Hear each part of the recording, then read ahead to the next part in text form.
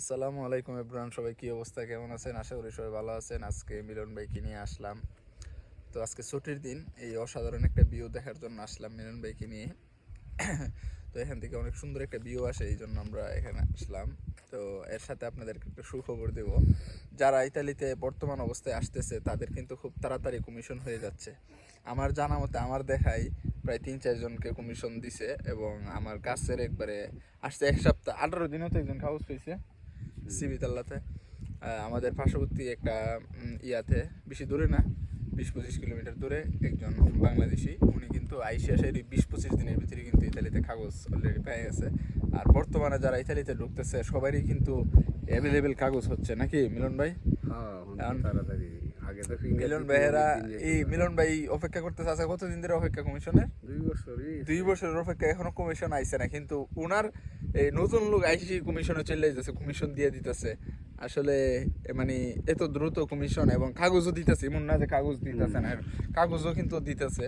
তো এটা বাংলাদেশের জন্য যেমন খারাপ, তেরকম আবার মানে এটা মানে শৃঙ্খলাটা আর বজায় নেই। কারণ এখন যারা আগে 2 বছর ধরে ওয়েট করতেছে কমিশনের জন্য, তারা কিন্তু কমিশন দিতে পারতেছে না।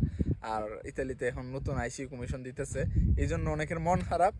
আবার অনেকে চিন্তা করছে যাক সমস্যা নেই, সিরিয়াল ওই সিরিয়াল আসুক। তো আশা করি ইতালির সরকার এবং ইতালির যে গভর্নর আছে তারা কিন্তু যারা দীর্ঘ সময় ধরে ইতালিতে বসবাস করতেছে তাদেরকে একটু মূল্যায়ন করবে বেশি। এবং যারা নতুন আসতেছে দুজনকেই টানতেছে, যারা নতুন এবং পুরাতন দুনো যে পার্টি আছে তাদেরকেই নিতেছে, পুরান লোককেও নিতেছে, নতুন লোককেও নিতেছে কমিশনের মধ্যে বিভিন্নভাবে।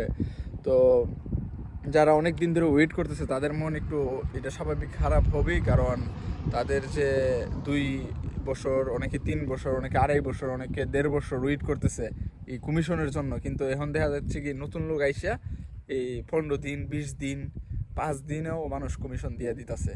দিয়ে আবার অনেক লোক মানে বেশিরভাগ কাগজ পাইতেছে না, কিছু সংখ্যক লোক আছে কাগজ পাইতেছে, ঠিক আছে। তো যারা ইতালিতে আসবেন তাদের জন্য শুভকামনা রয়েছে। আর অনেক দিন ধরে মিলন ভাই, আমি এবং আর অন্যরা যারা আছে কেউই কিন্তু ভিডিও নিয়ে আসতে পারিনি বিভিন্ন কাজের এই ব্যস্ততায়।